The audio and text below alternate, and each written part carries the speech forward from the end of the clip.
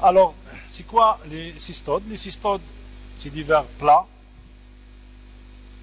du nom grec kystos en grec, qui signifie ruban. Les cystodes touchent l'homme et les différents animaux. Le corps de cystode est divisé en trois parties, la tête ou bien le scolex, le cou et le corps. Généralement, tous les cystodes sont hermaphrodites et tous les cystodes sont hermaphrodites et chaque anneau de cystode, au début, il est mâle fonctionnellement et tout en s'éloignant du cou ou bien de la tête, il va devenir femelle en vieillissant. Donc ce phénomène est appelé protiondrie. L'homme généralement se contamine par voie orale. Donc les cystodes, la classification des cystodes se fait, la base de classification se fait sur l'anatomie du scolex et les orifices génitaux. Généralement, il y a le groupe des cyclophilidae. Donc généralement le groupe des cyclophilidae, le scolex il porte 4 ventouses et les pores génitaux sont latéraux. À l'intérieur de ce groupe, on retrouve 3 sous-groupes. Il y a les ténidae, les immunolipididae et les dilipididae. Les ténidae, généralement les pores génitaux sont latéraux. Il y a 3 genres qui touchent l'homme. Il y a les ténia, les echinococcus et les multiceps. Il y a aussi dans le deuxième sous-groupe, il y a les immunolipididae, l'immunolipis. Donc là, le pore génital il est unilatéral. Le troisième sous-groupe, c'est les dilipididae. Il y a le dipilidium caninum. Donc là, il y a 2 pores génitales dans chaque anneau. Là, le deuxième groupe, c'est les pseudophilidae. Donc il y a un seul sous-groupe, c'est les Diphylobotrium, Botrydidae, le scolex qui présente un scolex allongé qui porte 2 fentes longitudinales. Ce sont les Botrydidae. Donc là, les pores génitaux sont situés sur la ligne médio-ventrale des anneaux. On commence par le premier parasite, le premier cystode, c'est le plus important et le plus couramment retrouvé chez l'homme, c'est le Taenia saginata. Donc on commence par la morphologie. Donc la taille du Taenia, c'est un grand cystode, c'est un grand parasite qui peut aller jusqu'à 10 mètres, mais la taille moyenne elle est de 4 à 5 mètres. Ce parasite il est strictement humain et c'est un ver solitaire. C'est quoi solitaire? Solitaire, ça veut dire lorsqu'il y a une infection par Taenia saginata, il n'y aura pas une réinfection chez le même sujet. Donc il héberge un seul ver. Le scolex de Taenia saginata, il est puriforme, comme vous voyez. Il a une forme puriforme, mesure de 1 à 2 mm de diamètre. Il porte 4 ventouses. Il est dépourvu de rostre et de crochet. Il n'y a pas de crochet, comme vous voyez, il n'y a pas de crochet ni de rostre. D'où la nomination de Taenia inerme. Il n'y a pas de crochet. Le cou de Taenia saginata il est rétréci. Les strobiles ou bien les anneaux sont en nombre de 2000 anneaux. Ces anneaux sont plus longs que larges à mesure qu'on s'éloigne du cou. Donc tout en s'éloignant du cou, là les anneaux vont devenir plus longs que larges. Les pores génitaux, comme vous voyez dans ces images, les pores génitaux sont latéraux. Et ils sont irrégulièrement alternés. Ça veut dire un port génital minna, un autre minna, ainsi de suite. Donc on peut dans le même côté. Ils ne sont pas régulièrement alternés. L'utérus, donc là c'est le Taenia saginata. L'utérus est très ramifié, comme vous voyez là. L'utérus de Taenia saginata il est très ramifié, il présente de 15 à 30 ramifications dichotomiques. Donc il y a plusieurs ramifications. Le cycle évolutif de Taenia saginata. Donc généralement le cycle évolutif de Taenia il commence généralement chez l'homme chez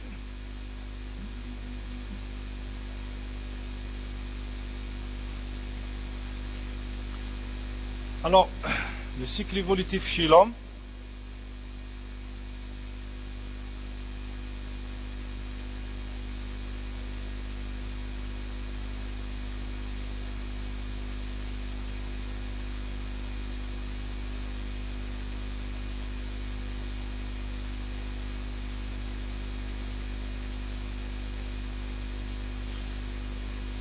Généralement au niveau de l'intestin de l'homme, je m'excuse, au niveau de l'intestin de l'homme, on retrouve l'adulte de Tinea saginata, qui l'adulte de l'intestin. Donc l'adulte de Tinea saginata, il est au niveau de l'intestin. Donc généralement les anneaux mûrs, comme vous voyez dans ces images, les anneaux mûrs se détachent et ils sont mobiles, ils quittent d'eux-mêmes l'intestin de l'homme en forçant le sphincter anal. Donc ils vont quitter l'intestin en forçant le sphincter anal et on les retrouve à la surface des selles, mais aussi dans les linges et sur les sous-vêtements et les draps du malade. Arrivé au niveau du milieu extérieur, si ces anneaux vont libérer, généralement ils vont se désagrègent, ils vont libérer des milliers d'œufs ou bien des embryopores. Donc là c'est les embryopores ou bien des œufs qui vont être disséminés sur la nature et généralement sur les herbes. Cette herbe, il va être consommée par un bœuf, ou bien le zèbre, ou bien le buffle, et il ingère l'embryophore, cet embryophore, et la coque de ce dernier va être dissoute au niveau de l'estomac de l'animal, et elle va libérer un embryon hexaconte qui va perforer la paroi intestinale et il va gagner le système porte ou bien le système lymphatique. Il parvient au cœur droit de l'animal et il va au poumon. Ensuite, il va passer dans la grande circulation et il va se disséminer dans tout l'organisme au niveau des différents muscles. Il va s'arrêter, il va se vésiculiser, il va se transformer en une larve cysticerque, c'est Cysticercus bovis. Donc c'est ce qu'on voit ici dans les images, donc dans les muscles. Généralement, cette larve, elle peut vivre 1 an chez l'animal et finit par mourir, sauf si l'homme consomme la viande de bœuf. Donc l'homme il se contamine en ingérant de la viande mal cuite du bœuf qui contient des cysticerques. Donc la larve, elle sera mise en liberté dans l'intestin de l'homme et le scolex il va s'évaginer, il va se fixer sur la muqueuse intestinale, comme vous voyez là dans l'image, il va se fixer sur la lumière intestinale, il va devenir adulte au bout de 2 à 3 mois. Et le cycle recommence. Voilà pour le cycle. Pour la symptomatologie, généralement, il n'y a pas de signe clinique. Il n'y a pas de signe clinique chez la plupart des humains. Il n'y a pas de trouble. Mais parfois, tellement il n'y a pas de trouble, parfois le diagnostic se fait par la découverte des anneaux au niveau des sous-vêtements. Le malade, il vient chez vous, vous êtes médecin, il vient chez vous, il vous dit voilà, docteur, qu'est-ce que je retrouve dans mes sous-vêtements? Je retrouve 6 anneaux. Donc, je n'ai aucun problème, je n'ai pas de douleur, je n'ai aucun problème, je retrouve seulement 6 anneaux au niveau de mes sous-vêtements. Là, on fait la découverte de la maladie. Mais parfois, on peut retrouver des troubles gastro-intestinaux avec des boulimies ou bien, au contraire, une anorexie. Parfois, on peut retrouver des douleurs abdominales pseudo-ulcéreuses ou bien pseudo-pancréatiques. Parfois, il y a des crises douloureuses au niveau de l'hypochondre droit, un type de colique hépatique. Rarement on peut retrouver des nausées, des vomissements. Parfois, rarement on peut retrouver des troubles nerveux chez les enfants, surtout pendant la nuit. Le diagnostic, comment on fait le diagnostic? Généralement, c'est par la découverte, comme vous voyez dans cette image, c'est par la découverte des anneaux au niveau des selles. Le malade, il a les anneaux au niveau des selles ou bien les sous-vêtements. On peut aussi faire le diagnostic par la découverte des œufs ou bien les embryophares, par le scotch test anal de Graham. Donc, on met un scotch sur la marge anale, on le colle sur une lame, on observe au microscope, on va observer les œufs. Parfois, on n'arrive pas à découvrir les œufs dans les selles et on a recours à des techniques d'enrichissement des selles. C'est des techniques, la technique la plus utilisée, c'est la technique de Willis.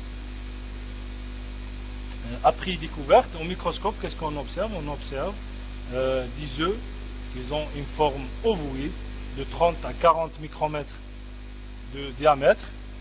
Généralement, il y a une double paroi épaisse qui est striée verticalement et à l'intérieur, il y a un embryon hexagonal. L'observation des anneaux à la loupe nous permet de voir les pores génitaux et de faire le diagnostic d'espèce. Donc là, les pores génitaux sont irrégulièrement alternés. Le traitement, on donne le niclosamine, la tridimine. La tridimine, le médicament qu'on donne. Malheureusement, on n'a pas ce médicament en Algérie. Donc, on donne aux malades la tridimine. Donc, avec ce schéma, on donne 2 comprimés le matin. 2 comprimés le matin à jeun. Et si ces 2 comprimés doivent être mâchés lentement avant d'être déglutés, donc les amis, ensuite le malade il doit rester à jeun pendant 1 heure. Ensuite, après 1 heure, il va prendre 2 autres comprimés et il doit rester à jeun 3 heures après la deuxième prise. Donc, après la deuxième prise, il va expulser le verre entier. D'accord? Après la prise du traitement. La prophylaxie, comment prévenir cette maladie? Généralement, la prophylaxie collective, c'est difficile. Pourquoi elle est difficile? Donc, on ne peut pas, parce qu'elle repose essentiellement sur le contrôle sanitaire des viandes de boucherie, à la recherche des larves cysticerques. Donc, on fait des prélèvements au niveau de la viande. C'est difficile de faire ça. Et on recherche les larves cysticerques. Donc, c'est les larves cysticerques qui sont les formes infestantes pour l'homme. Donc, on fait la recherche au niveau de la viande. La prophylaxie individuelle, elle consiste à cuire suffisamment, à bien cuire la viande de bœuf. D'accord? Pour Tinea saginata. Le deuxième cystode, c'est Tinea solium. Tinea solium, donc c'est le Tinea arni. Il est rare chez l'homme, il est plus petit que Tinea saginata, donc sa taille ne dépasse pas les 8 mètres. Il porte 4 ventouses toujours, plus un rostre apical armé d'une double couronne de 25 à 50 crochets. Donc là, c'est pourquoi on l'appelle Tinea arni. Généralement, il y a des crochets au niveau de la tête. Le corps de Tinea solium compte plus de 900 anneaux environ. Donc, il est plus petit que Tinea saginata. Les anneaux mûrs se détachent en chaînette, donc ils ne se détachent pas activement, en chaînette de 5 à 6 anneaux qui sont éliminés de façon passive avec les selles. C'est pourquoi le malade ne se rend pas compte de cette parasitose. Les pores génitaux sont latéraux, ils sont régulièrement alternés. Ça veut dire nous avons un port génital à gauche, à droite, à gauche, à droite, ils sont régulièrement alternés. Ce n'est pas comme Tinea saginata qui sont irrégulièrement alternés. L'utérus, il ne compte pas beaucoup de ramifications, il ne compte que 7 à 10 grosses ramifications. هذه التصويرة لقيتها image caricaturique qui illustre les ténias. J'ai bien aimé cette image. Pourquoi? Parce que il a bien illustré le parasite. Donc, généralement, comme vous voyez, les anneaux qui sont proches de la tête, ils ne sont pas mûrs, ils sont endormis, et tout en s'éloignant de la tête, les anneaux vont devenir de plus en plus mûrs. Donc, ils sont là, ils sont joyeux, et en dernier, les derniers anneaux vont être éliminés vers le milieu extérieur avec les selles. Donc là, ils ne connaissent pas l'essor ou bien le futur. Le cycle évolutif de Taenia Cilium, c'est la même chose, c'est le même cycle que Taenia saginata, sauf que l'hôte intermédiaire, c'est pas le bœuf, c'est le porc. D'accord? C'est le même cycle évolutif. Le porc, il est remplacé, il remplace le bœuf. Les signes cliniques, généralement, les signes cliniques de Taenia saginata, c'est les modifications de l'appétit, un type de boulimie ou bien une anorexie. ياكل بزاف ولا يجوع بزاف ولا ما ياكلش طول تروح له l'appétit. Parfois des douleurs abdominales au niveau épigastrique, de localisation épigastrique, et parfois on peut retrouver des troubles psychiques et neurologiques, surtout chez les enfants.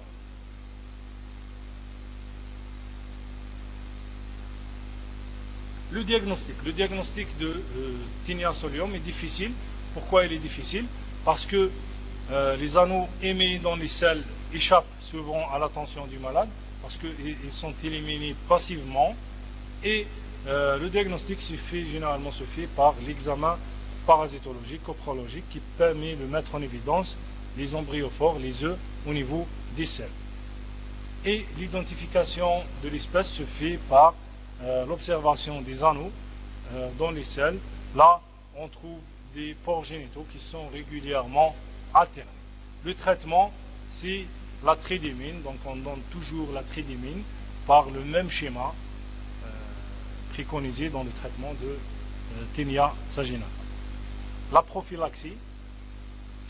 prophylaxie collective repose sur le contrôle sanitaire de la viande du porc. Il faut contrôler la viande du porc. Et la prophylaxie individuelle, elle consiste à éviter de consommer la charcuterie crue au fémur et ou se heurter à des habitudes alimentaires bien ancrées. يعني la prophylaxie تاع Taenia Solium يعني لازم il faut bien cuire يعني لازم تطيبوا مليح la viande du porc. D'accord? Il faut bien cuire la viande du porc. Heureusement la maladie هذه ما عندناش حنا dans les pays musulmans ما عندناش, parce que heureusement on ne consomme pas le porc. Le troisième cystode, c'est l'Immunolepis nana. L'Immunolepis nana, c'est un petit cystode, donc qui ne dépasse pas les 17 mm de longueur. Il présente au niveau de la tête 4 ventouses et un petit rostre qui porte une seule couronne de 24 à 30 crochets. Le corps de l'Immunolepis nana est constitué de 200 anneaux qui ont une forme trapézoïde, comme vous voyez dans cette image. Les pores génitaux, ils sont unilatéraux, donc on les retrouve sur un seul côté. Et les œufs de l'Immunolepis nana, ils ont une forme ovalaire qui mesure de 40 à 50 micromètres de diamètre, et elle contient un embryon hexagone. Les œufs présentent à chacun de leurs pôles un même long, comme vous voyez dans cette image, d'où partent quelques filaments. Donc c'est très caractéristique des œufs de l'Immunolepis nana, ce même long qui porte les filaments. Les œufs sont embryonnés à la ponte, c'est pourquoi on retrouve l'auto-infestation lors de l'atteinte par Immunolepis nana. Le cycle évolutif de l'Immunolepis nana. Généralement, les adultes de l'Hymenolipis nana sont retrouvés au niveau de l'intestin de l'homme.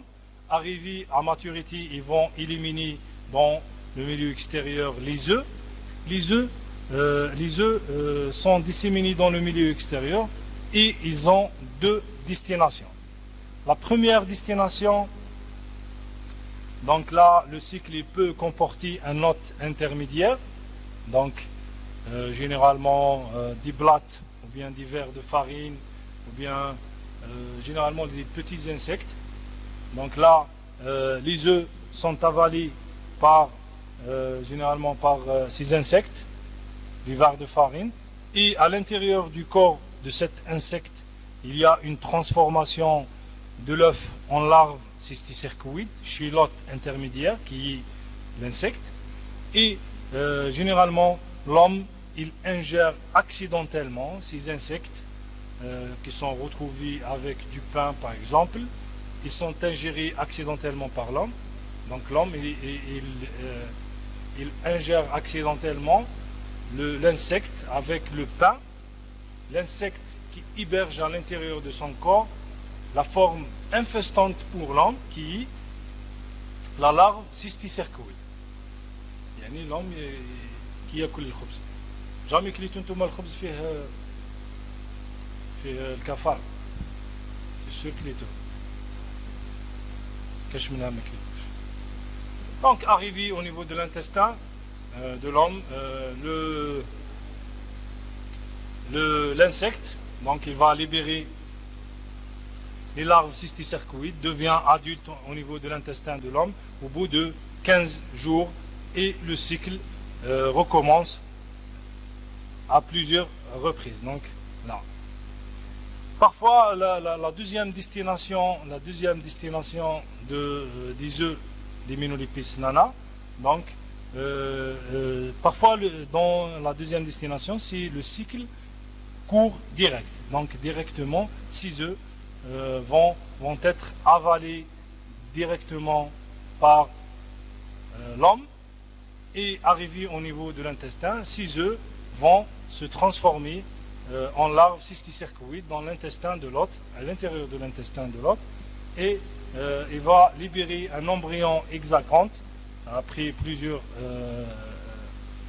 jours. Il va y avoir une libération d'un embryon hexaconte qui va devenir un adulte au niveau de l'intestin de l'homme au bout de 15 jours et le cycle recommence.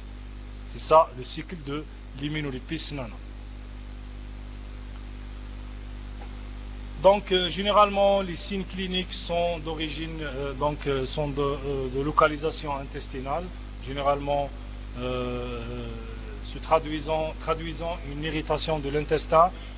Elles se traduisent par des diarrhées et des douleurs coliques, parfois des manifestations nerveuses chez les enfants et du fait de l'auto-infestation, les ténias à Hymenolipis nana peuvent durer pendant plusieurs années, donc parce qu'il y a le risque de réinfestation. Le diagnostic se fait par la mise en évidence des œufs dans les selles, par l'examen direct ou après enrichissement par la technique de Willis. Le traitement, c'est toujours la tridémine, le niclosamide, donné par le même schéma, mais pendant 8 jours. Donc on le donne pendant 8 jours. Pourquoi? Parce qu'il y a un risque d'auto-infestation. C'est pourquoi on doit le donner pendant 8 jours. La prophylaxie, elle repose sur les règles d'hygiène classiques. Donc il faut bien laver les mains avant les repas, il faut couper les ongles, il faut bien laver les crudités donc, pour éviter l'auto-infestation.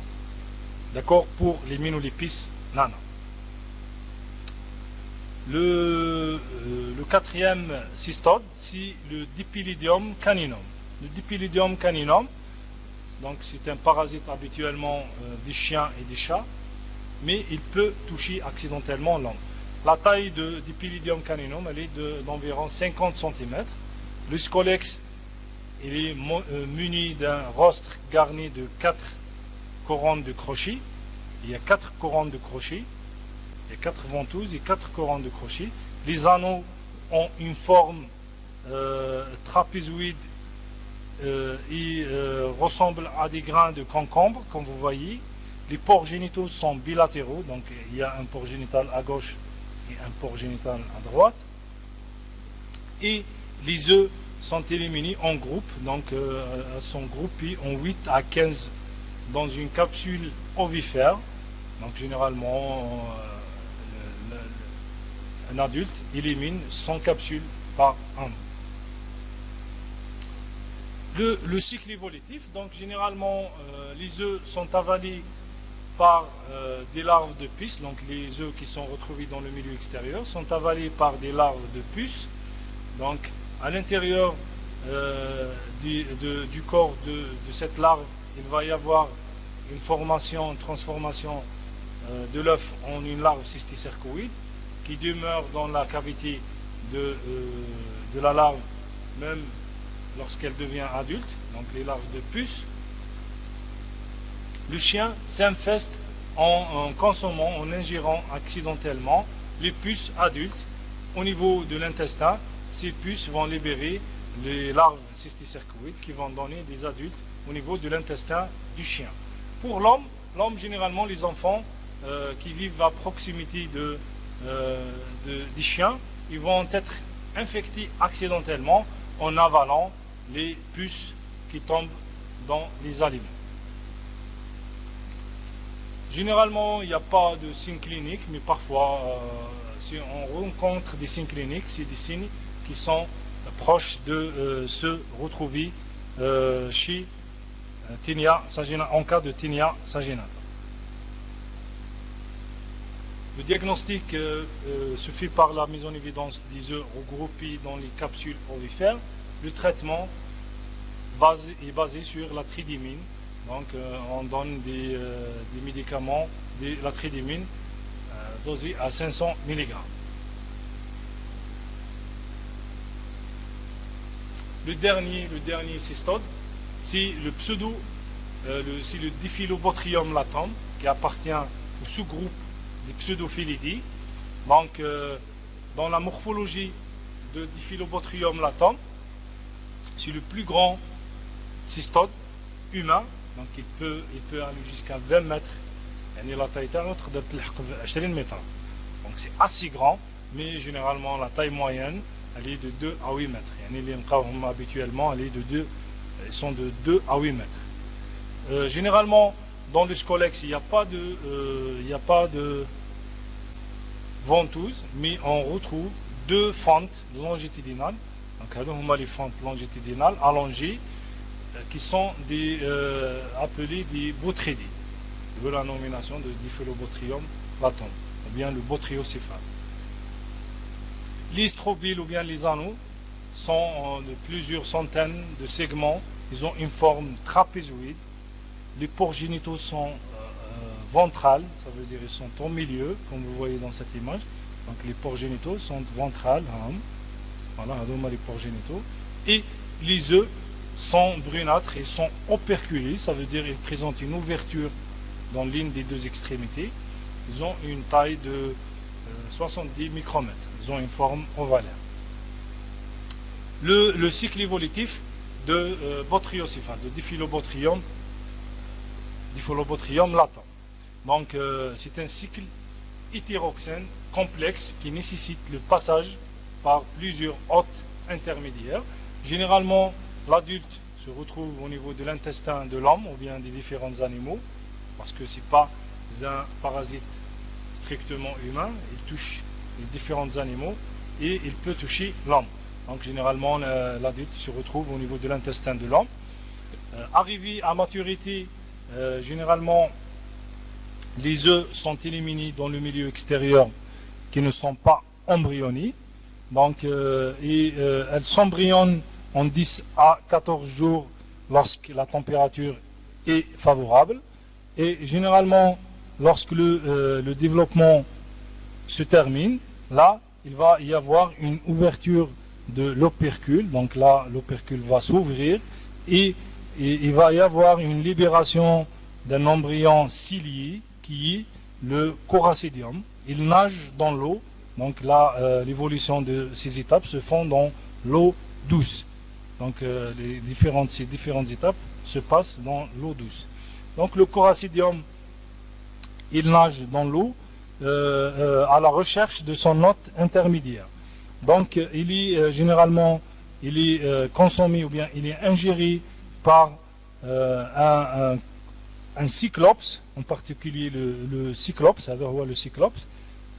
Le coracidium, il est ingéré par le cyclops et l'embryon hexaconte se dégage de son appareil moteur et traverse la paroi du tube digestif de cyclops et il va passer dans la cavité générale en 2 semaines environ. Il va se transformer en une deuxième forme larvaire, c'est la forme plérocercoïde. Non, c'est pas la forme plérocercoïde, c'est la forme procercoïde qui est un organisme allongé. Donc là, c'est le procercoïde, qui est un organisme allongé de 500 micromètres de longueur qui est pourvu d'un appendus globuleux, comme vous voyez dans l'image. Lorsque le crustacé est avalé par un petit poisson, généralement le petit poisson est représenté par les gardons et les virons, donc le procercoïde va traverser la paroi de l'intestin du poisson et l'estomac, il va migrer vers les différents viscères du poisson, le foie, les ovaires, les mésentères et les muscles, et il va se transformer en une troisième forme, c'est la forme plérocercoïde infestante chez le poisson. Généralement, ces petits poissons ne sont pas consommés par l'homme. Généralement, ces petits poissons sont consommés par des grands poissons. C'est surtout les poissons carnacés. Donc, et l'homme s'infeste. Donc, toujours, le parasite, il va quitter les viscères des petits poissons et il va gagner les viscères des grands poissons et il va rester au niveau des muscles des grands poissons, et c'est toujours sous la forme de larves plérocercoïdes infestantes. Donc généralement l'homme il s'infeste en consommant de la viande du poisson insuffisamment cuite qui contient les larves plérocercoïdes infestantes, et arrivée au niveau de l'intestin, elle va devenir adulte au bout de quelques jours. Généralement, les botryocéphales généralement engendrent une anémie. Pourquoi? Parce qu'il a une avidité pour la vitamine B12, il consomme beaucoup la vitamine B12, et généralement on retrouve une asthénie, des œdèmes fréquentes et un syndrome hémorragique. Mais rarement on retrouve ces signes. Le diagnostic se fait par l'examen parasitologique, par la découverte des œufs, généralement qui sont très abondantes et faciles à trouver au niveau des selles. Mais lorsqu'on fait la découverte de ces œufs, il ne faut pas les confondre avec les autres œufs qui sont semblables, donc ils ont une forme semblable à celle des bouves. Le traitement, on donne toujours la tridémine par le même schéma préconisé dans le traitement de Taenia saginata. Après expulsion du ver, on doit associer la vitamine B12 parce que le parasite il a consommé beaucoup la vitamine B12. La prophylaxie, comment éviter de rattraper cette maladie? Donc c'est d'éviter la consommation de poissons crus au fume. Généralement les zola maladie les yaklu le hout ni généralement les yaklu sushi. Sushi généralement c'est de la viande du poisson cru. C'est pourquoi il y a un grand risque de rattraper cette maladie. Voilà, je vous remercie pour votre attention. Si vous avez des questions, n'hésitez pas.